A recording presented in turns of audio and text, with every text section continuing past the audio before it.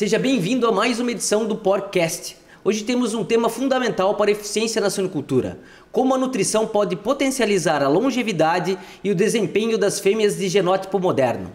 E para essa conversa, tenho a honra de receber aqui Wesley Orlando, diretor global de programas de nutrição da PIC, que vai nos ajudar a entender as principais estratégias nutricionais para extrair o máximo potencial genético dessas fêmeas. Olá, Wesley, muito bom tê-lo aqui novamente. Obrigado, Rodolfo, pelo convite e a oportunidade. Wesley, as fêmeas de genótipo moderno, elas estão cada vez mais produtivas e precoces. Isso significa que elas estão chegando, estão chegando ao plantel reprodutivo cada vez mais rápido e, detalhe, mais pesadas.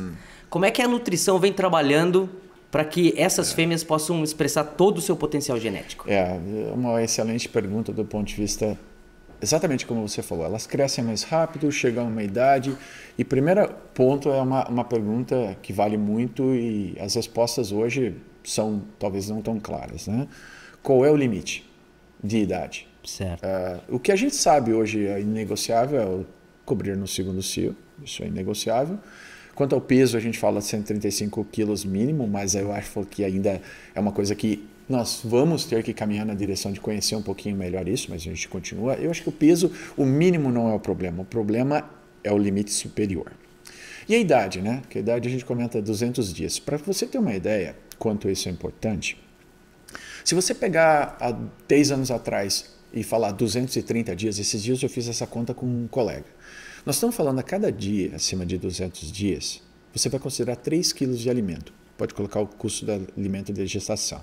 Mais um custo fixo que vai virar por volta de, eu vou falar em dólar, 12 centavos, seriam 60 centavos de reais mais ou menos. Se você somar o custo de alimentação de gestação, 3 quilos, mais isto é o custo fixo de um dia. O custo fixo partindo desses dois pontos.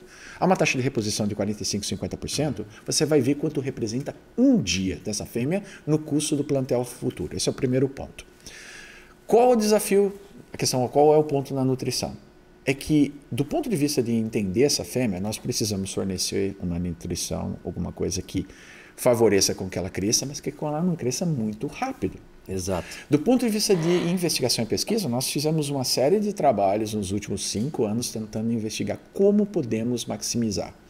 A semana passada nós publicamos talvez a continuação, porque nós fizemos de longevidade, e eu posso dizer que, infelizmente, hoje, limitar e tentar limitar essa fêmea é como você tentar pegar um carro de Fórmula 1 e andar com ele a 40 por hora. Não é muito fácil. Eu nunca andei, mas eu não acho que é muito fácil.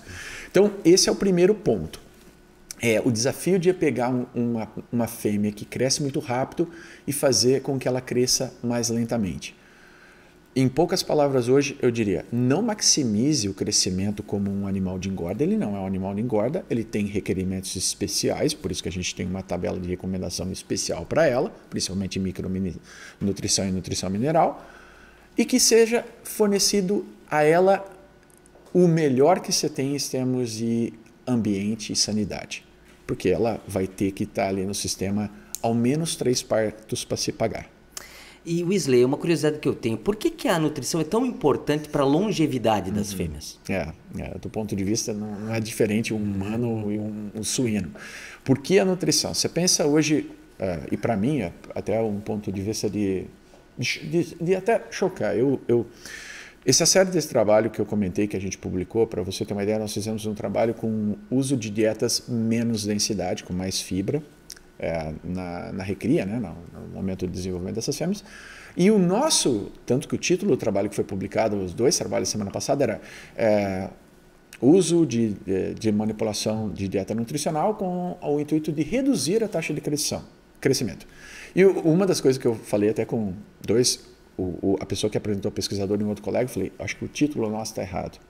Nós não temos que focar na velocidade de crescimento. O nosso alvo é o quê? Porque foi positivo. Eu diria para você que foi positivo, mas não por reduzir peso, porque a redução de peso foi praticamente nada.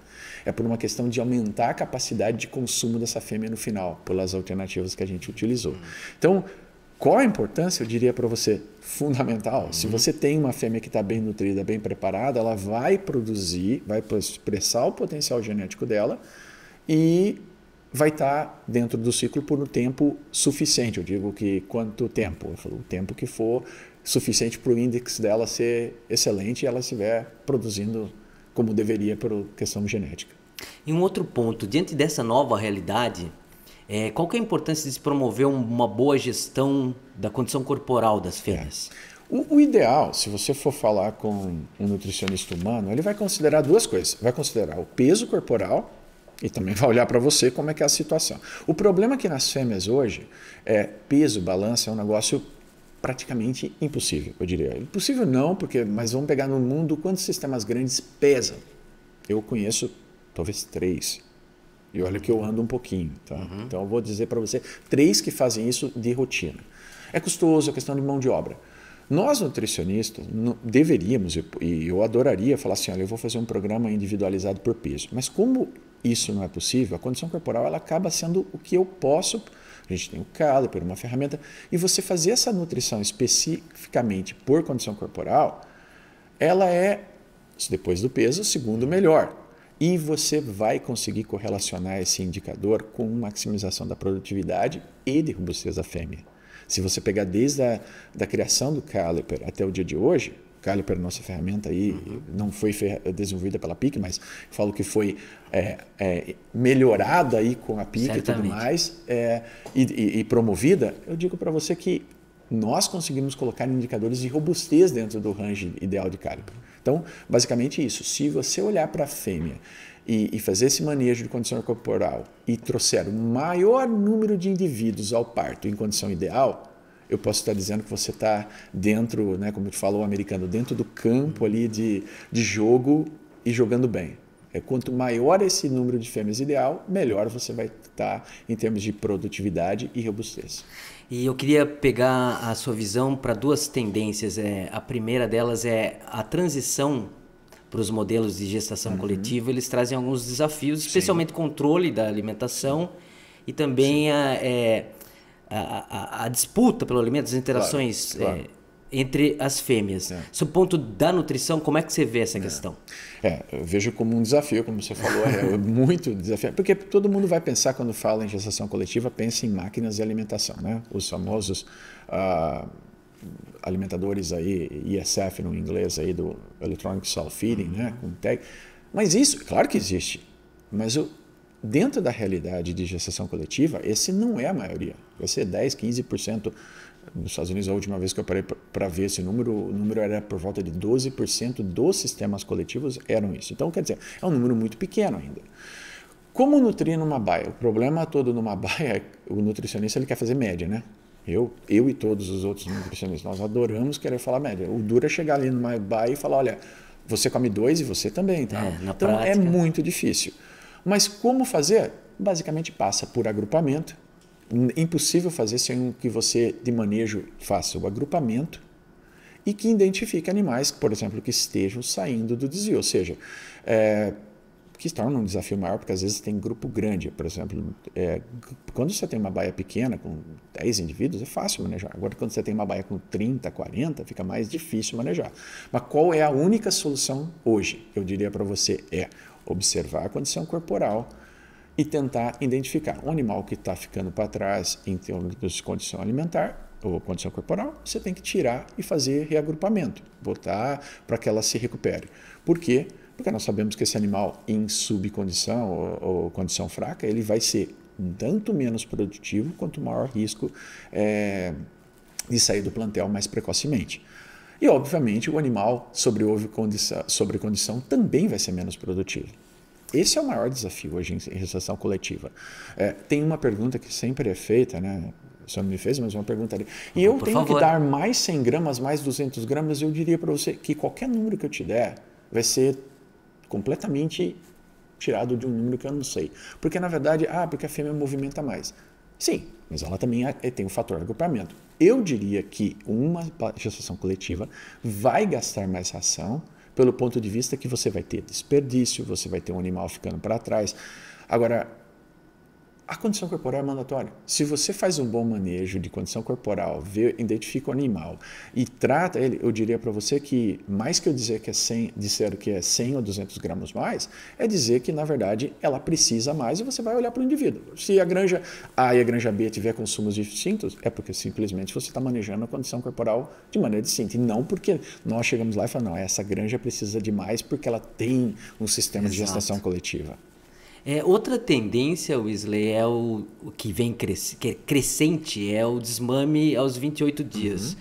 Que tipo de impactos nutricionais essa mudança traz para as fêmeas? Eu vou pontuar, vou primeiro fazer uma pontuação sobre a quarta semana de lactação. Depois eu vou usar uma metáfora, se você me permitir, que vamos ver se você gosta. Eu adoro fazer essa metáfora que é do cartão de crédito, mas deixa eu primeiro explicar a quarta semana. O pico de consumo de uma fêmea é atingida por volta no final da terceira semana. Depois ali praticamente é um platô, ok? Uhum. Primeiro ponto. Segundo, consumo individualizado é muito... a variação do consumo individual é muito grande por toda a lactação. Então nunca tente olhar a média. Olha que existe indivíduo que vai comer pouco, indivíduo que vai comer muito. Correto. Então, se você sabe que o pico acontece no final da terceira semana e o platô, você concorda comigo que a média de consumo vai aumentar? Porque existe uma quarta semana onde você está sobre o pico de consumo. Então, o consumo médio vai aumentar.